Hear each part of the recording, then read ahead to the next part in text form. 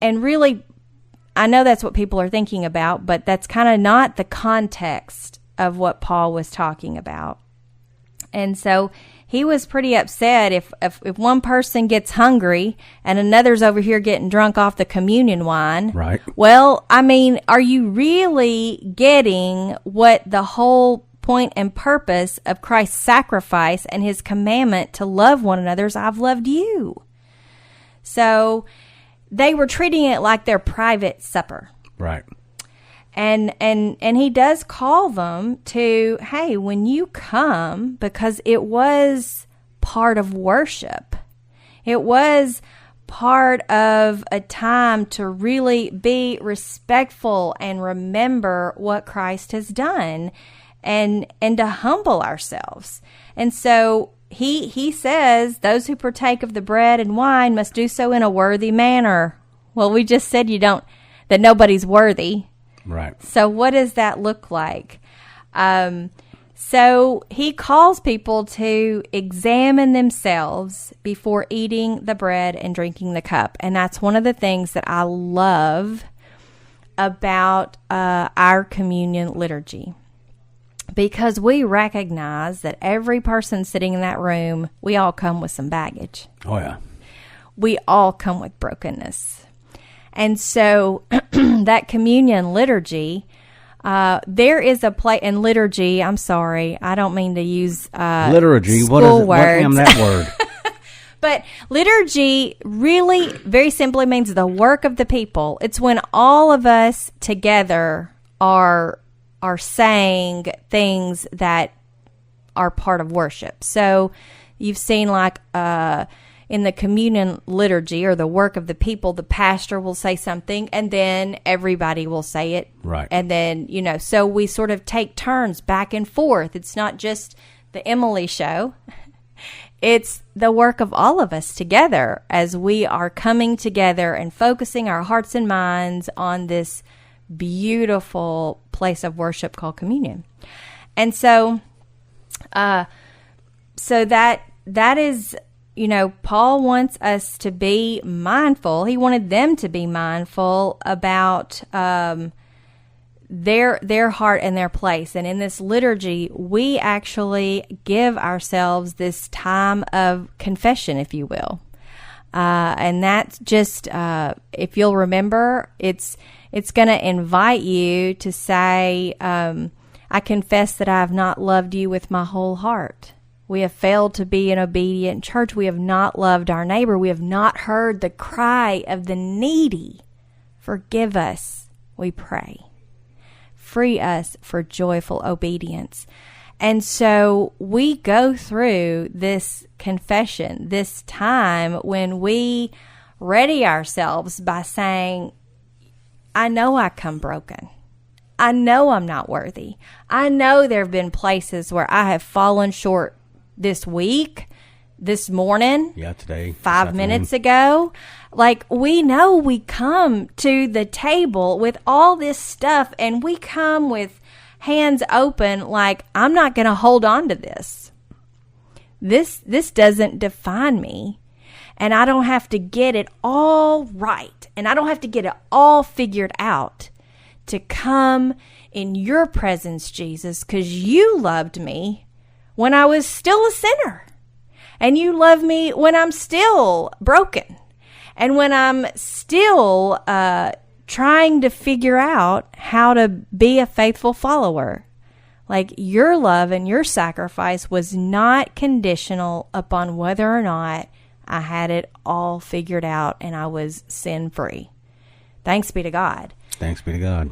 And so that's why, yes, we examine our hearts as we're doing that, right? We are laying it out there going, I'm not really worthy, but even if I'm not worthy, I know you still want me.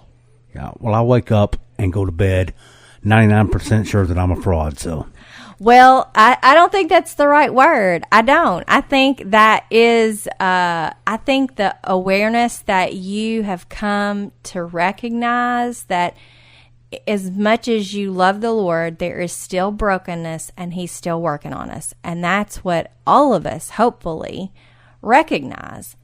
When we get to a place, Chris, that we think that we are good enough for that we don't have to learn anymore, or we don't have to grow anymore, or we've got it all figured out, that's going to be a painful awakening when we realize probably 5 minutes after we have that thought that we don't. Right.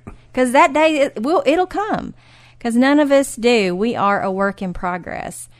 And that's why it is so beautiful that we can come to this table, that we can humble ourselves, recognizing this sacrifice and this gift. I mean, communion is truly a gift for us to receive. It's God's forgiveness. It's God's love. It's His mercy in those places where we ought to have something coming to us, like we ought to get what we deserve. That's what mercy is. Mercy is not getting what you deserve. And God wrote the book on that, right? We all deserve, I think it's in Romans, it says we deserve death. Yeah, we all deserve to die. Paul said that. Words. Paul says that. He's pretty harsh in that letter to the Romans, but, sometimes you just got to have people speak the truth. Really, Paul? Really? Yeah. Come on, guys. He said, but guess what? But then Jesus came so that you didn't. So that you didn't. And so that you wouldn't. That you would have this opportunity at life everlasting, because He's the what? Bread of life. That's right.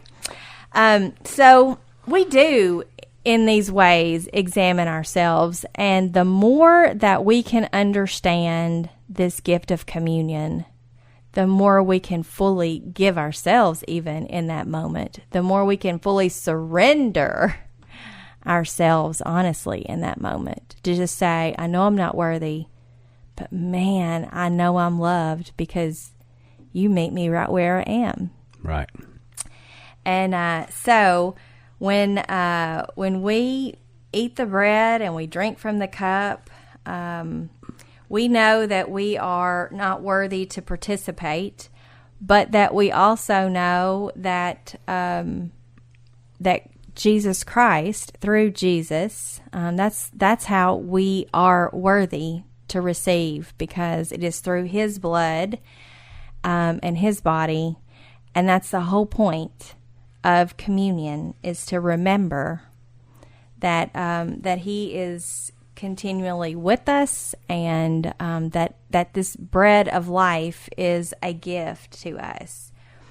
So Wesley now would really shake things up here at Trinity, because he would say, well, you should have communion frequently. Uh-oh. He would say, have it every time you get together. He was really big into, like, if it's good, then why wouldn't you do it every chance you get? Right.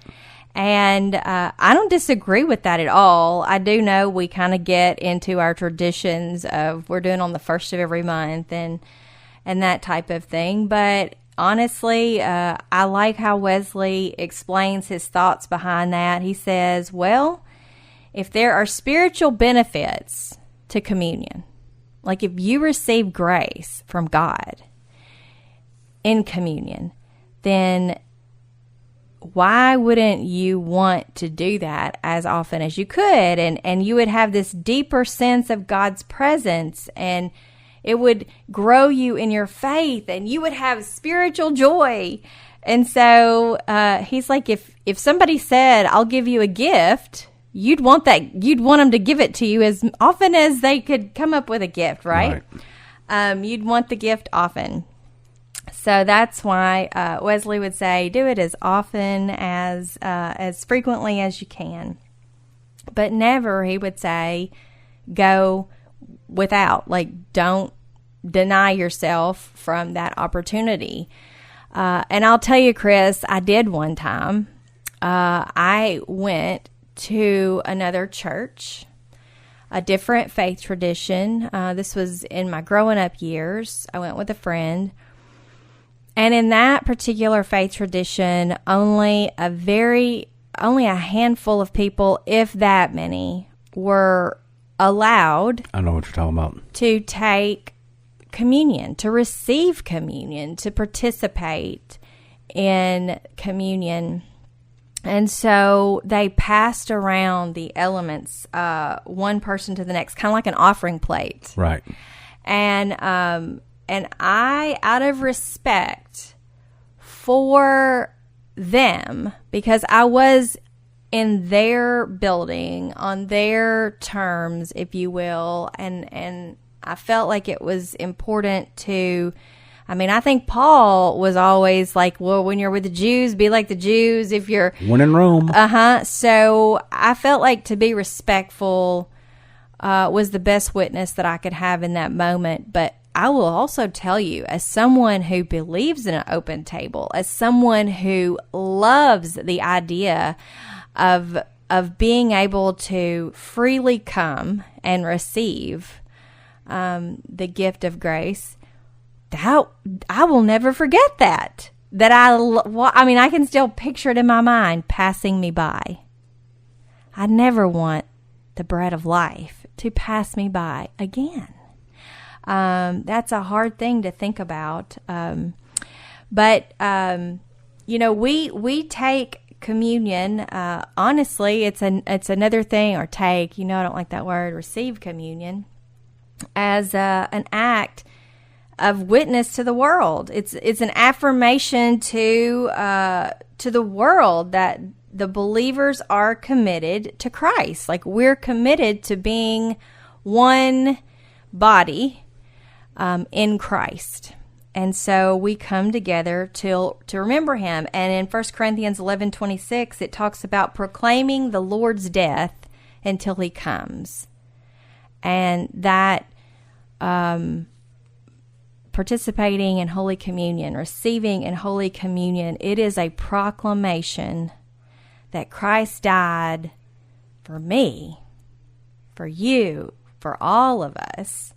And I'm going to hopefully witness to that, to the love of Christ, the selfless, self-giving, radical love of Christ, every opportunity I get. And right one on. of those ways that we witness, right, is at the communion table. Right. So we know that there's a lot to be said about communion, but you talked about something that I just want to make sure everybody here gets a chance to hear, hopefully, and that we don't leave it unsaid or questionable.